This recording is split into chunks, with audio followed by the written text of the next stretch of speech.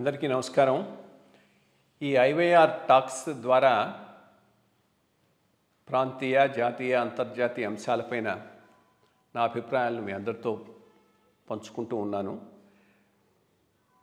IYR talks చాలా రోజుల నుంచి ఉన్నా దీనిని యాక్టివ్గా ఒక సంవత్సరం నుంచే వాడటం జరిగింది. ఒక సంవత్సరం క్రితం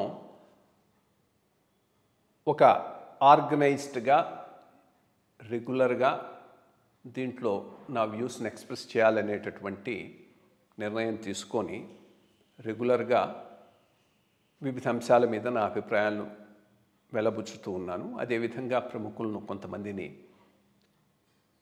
సోషల్ కన్సర్న్ ఉన్న వాళ్ళను ఇంటర్వ్యూ చేసి వారి అభిప్రాయాలను వారి అనుభవాలను కూడా మీతో పంచుకోవటం జరుగుతూ ఉన్నది. ఈ ఒక్క సంవత్సరం కాలంలోనే సబ్స్క్రైబర్స్ బేస్ 3,000 నుంచి 33,000 దాకా పెరిగింది. మీ అందరి అభిమానానికి కృతజ్ఞుణ్ణి. ఇదే రకంగా ఈ ఐవైఆర్ టాక్స్ని మీరు ఆదరిస్తారని, సబ్స్క్రైబ్ చేస్తారని ఆశిస్తూ ఉన్నాను. Thank you.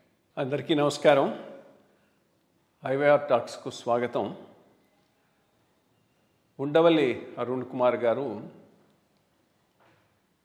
అలుపెరగని పోరాట యూతుల్లాగా రామోజీ గారి మీద, మార్గదర్శి చిట్ ఫండ్స్ మీద ఆల్మోస్ట్ ఆల్ ఒక 30 ఏళ్ల నుంచి 20 ఏళ్ళు 30 ఏళ్ల నుంచి ఒక పెద్ద పోరాటమే సాగించాడు.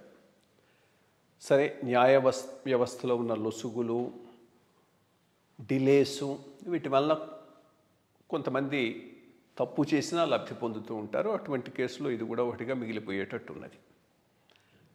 సుప్రీంకోర్టు కానీ హైకోర్టు కానీ ఒకటి నిర్ధారించింది. ఇన్ఫ్యాక్ట్ ఆర్బీఐ తను ఫైల్ చేసిన అఫిడవిట్లో చాలా క్లియర్గా చెప్పింది.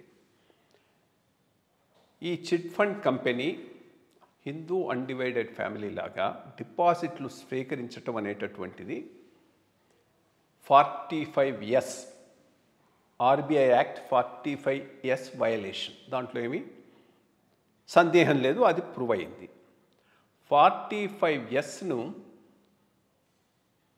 వయలేట్ చేసిన దానికి అదే యాక్ట్లో 58B కింద ఒక 2 ఏళ్ల ఇంప్రిజన్మెంటు, ఫైన్ కూడా ఉన్నది. ఫైన్ ఎంతంటే ఎంత కలెక్ట్ చేశారో దానికి డబుల్ అమౌంట్ ఫైన్గా చెల్లించాల్సి ఉంటుంది. క్రిమినల్ కేసు అనేటటువంటిది ఎప్పుడు కూడా ఇండివిజువల్కు కన్సర్న్గానే ఉంటుంది. ఎప్పుడైతే ఆ పర్సన్ కన్సర్న్ నో మోరో చనిపోతాడో క్రిమినల్ కేసు క్లోజ్ అవుతుంది. అది జనరల్గా అందరికీ తెలిసినటువంటి విషయమే. దాంట్లో ఈరోజు జరిగినటువంటిది రామోజీరావు గారు ఇంకా పరమపదించారు కాబట్టి ఆయన మీద కేసు ఉండేటటువంటి అవకాశం లేదు. అది కేస్ అగెన్స్ట్ ది ఆర్గనైజేషనా, కేస్ అగెన్స్ట్ ది ఇండివిజువల్ అనే పాయింట్ మీద కొంత డిస్కషన్ జరిగిన ఫైనల్గా కేస్ అగెన్స్ట్ ఇండివిజువల్ అని, క్రిమినల్ కేసు అనేటటువంటిది ఇండివిజువల్కి అగెన్స్ట్గా ఉంటుంది కాబట్టి ఇండివిజువల్ నో మోర్ కాబట్టి లేడు కాబట్టి ఇంకా ఆ కేసును కొట్టేయటం జరిగింది. ఇది అవుతుందని అందరూ ఎక్స్పెక్ట్ చేసింది. ఎందుకంటే మనకు జరిగినటువంటి పాత కేసులు కూడా ఉన్నాయి. జయలలిత కేసు, జయలలిత కేసులో కన్ఫామ్ అయ్యి క్రిమినల్ కేసులో ఆమెకు శిక్ష పడే అవకాశం ఉన్నా కానీ అప్పటికి ఆమె చనిపోబట్టి ఆమె మీద కేసు ముందుకు పోలేదు. సిమిలర్లీ బోఫర్స్ కేసులో కొంతమంది ఆఫీసర్లు వాళ్ళు ఇన్వాల్వ్ అయినారు. అప్పటి డిఫెన్స్ సెక్రటరీ వాళ్ళు. అది నెలలు, కాలాలు, దశాబ్దాలు జరిగి పూర్తయ్యే లోపల ఆయన పరమపదించడంలో అది క్లోజ్ చేయడం జరిగింది. ఇట్లా క్రిమినల్ ఇంప్రిజన్మెంట్ వరకు అక్కడ తప్పు జరిగింది అని నిర్ధారించబడినప్పటికీ కూడా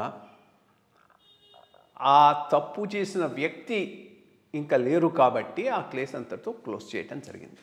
కానీ దీని అర్థం ఫైన్ సంగతి, ఫైన్ వరకు కట్టాల్సి రావచ్చు. ఎందుకనంటే అది 58Bలో ఈ 2 అంశాలను ప్రస్తావించారు. ఒకటి ఇంప్రిజన్మెంటు, రెండోది ఫైన్. ఫైన్ ఎంత, డిపాజిట్స్ ఎంత కలెక్ట్ చేస్తే దానికి డబుల్ అమౌంట్ పే చేయాల్సి ఉంటుంది. 2000 అని కూడా చెప్పారు. 2000 కానీ డబుల్ ది డిపాజిట్ కానీ ఏది ఎక్కువ అయితే అదే పే చేయాల్సి ఉంటుందన్నారు. ఈరోజు అక్కడ కలెక్ట్ చేసిన డిపాజిట్స్ ఒక 2,500 కోట్లు ఎంతో వస్తాయి, అంటే 5,000 కోట్ల దాకా పే చేయాల్సి ఉంటుంది. ఈ అంశాన్ని గురించి హైకోర్టు జడ్జిమెంట్లో ఏమీ ప్రస్తావించలేదు. కాబట్టి దీని మీద సుప్రీంకోర్టుకు పోయి క్లారిఫికేషన్ తెచ్చుకోవాల్సిన అవసరం కానీ, లేదా ఇక్కడ క్లారిఫికేషన్ కోసం మళ్ళా ఫైల్ చేయాల్సిన అవసరం కానీ ఉంది. అది కేవలం అరుణ్ కుమార్ గారి ఇష్యూయే కాదు, ఆర్బీఐ కూడా ఇన్వాల్వ్ అయ్యేటటువంటి అవకాశం ఉంది. ఎందుకంటే ఇది ఆర్బీఐ యాక్ట్, ఆర్బీఐ ఆల్రెడీ క్లియర్గా అఫిడవిట్లో తప్పు చేశారు అని కమిట్ అయిపోయింది హైకోర్టు ముందు. సో అటువంటి పరిస్థితుల్లో ఈ జడ్జిమెంట్లో ఆ క్రిమినల్ యాక్షన్ ఆఫ్ ఇంప్రిజన్మెంట్ తీసేసిన పెనాల్టీ వేసేటటువంటి అవకాశం ఇంకా ఉన్నది. అది క్లియర్గా జడ్జిమెంట్లో రాలేదు కాబట్టి దీని మీద క్లారిఫికేషన్ హైకోర్టులో సిక్ చేసే అవకాశం ఉంది, లేదా సుప్రీంకోర్టులో దీని మీద అపీల్లో కానీ వేసేటటువంటి అవకాశం ఉంది. ఒక రకంగా మిగిలిన అన్ని క్రిమినల్ కేసుల్లాగానే ఇది కూడా డిలేస్ వలన, రెండోది ప్రొట్రాక్టెడ్ లిటిగేషన్ ద్వారా, అంటే ఈ కోర్టులో చేసి ఆ కోర్టులో చేసి ఆ కోర్టులో చేసి ఈ కోర్టులో చేసి ఈ ఇంటర్నల్ ఆర్డర్ తెచ్చుకొని దాని మీద స్టే తెచ్చుకొని ఆ రకంగా కొన్నాళ్ళు గడిపి ఏ రకంగా పనిష్మెంట్ను వైలేట్ చేయొచ్చు అనే దానికి ఇది ఒక పెద్ద ఎగ్జాంపుల్. మన క్రిమినల్ జస్టిస్ అడ్మినిస్ట్రేషన్లో కోర్టులలో వీటిని డిస్పోజ్ చేయడంలో ఉన్న డిలేస్ వలన ఏ రకంగా వ్యక్తులు లాభం పొందుతున్నారనే దానికి ఇది ఒక చక్కని ఉదాహరణ. చాలా ఉదాహరణలు ఉన్నాయి. నేను ఇందాక కోట్ చేసినటువంటి జయలలిత కేసు కూడా ఇంకో ఉదాహరణ. ఈ మొత్తం ప్రొసీడింగ్స్ పూర్తయ్యి ఒక వ్యక్తి అపరాధి అని తేల్చేటప్పటికీ ఆ వ్యక్తి ఉండకపోవచ్చు. ఇవి నెలలు, కాలాలు, దశాబ్దాలు, అర్ధ శతాబ్ది ఈ రకంగా రన్ అవుతున్నాయి. ఫర్ ఎగ్జాంపుల్ మొన్న ఈ మధ్య జరిగిన ఇంకో కేసు కూడా గాలి జనార్దన్ రెడ్డి గారి కేసు, ఓబులాపురం మైన్స్ కేసు. ఫైనల్గా మొన్న ఏమైంది, 15-20 ఏళ్ళు అయిన తర్వాత కింది కోర్టు ఈయన శిక్షార్హుడు అని నిర్ధారించింది. దాని మీద హైకోర్టుకు పోయి స్టే తెచ్చుకున్నాడు. దీని మీద మళ్ళీ అప్పీల్ పోతుంది. అక్కడ ఒక ఆర్డర్ రావచ్చు, అది రావడానికి 5-6 ఏళ్ళు పట్టవచ్చు. మళ్ళీ దాని తర్వాత సుప్రీంకోర్టు, అది ఎప్పటికి వస్తుందో తెలియదు. సో ఈ జస్టిస్ డిలేడ్, జస్టిస్ డినైడ్ అన్నట్టే justice delayed is justice not properly administered కూడా అవుతూ ఉన్నది. అంటే నిందితులు తప్పించుకునేటటువంటి అవకాశం ఉన్నది. సరే, కొంత రాజకీయంగా కూడా ఇది జరిగిందనేటటువంటి వాస్తవం దాంట్లో. బట్ దాంట్లో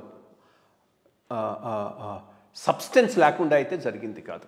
కొంత పెద్ద లెవెల్లో ఈయనకు రాజశేఖర్ రెడ్డి గారికి ఘర్షణ రావడంతో మొత్తం అంతా మొదలైన దాంట్లో చేసినటువంటి తప్పులు వాటిని వీళ్ళు ఎత్తి చూపెట్టడం, దాని మీద ఇన్నాళ్ళు కేసులు నడవటం, ఇది ఈ స్టేజ్కి రావటం జరిగింది. బట్ ఐ థింక్ ఫైనల్గా దీంట్లో పెనాల్టీ మాత్రం ఈ సంస్థల మీద పడేటటువంటి అవకాశం ఉన్నది.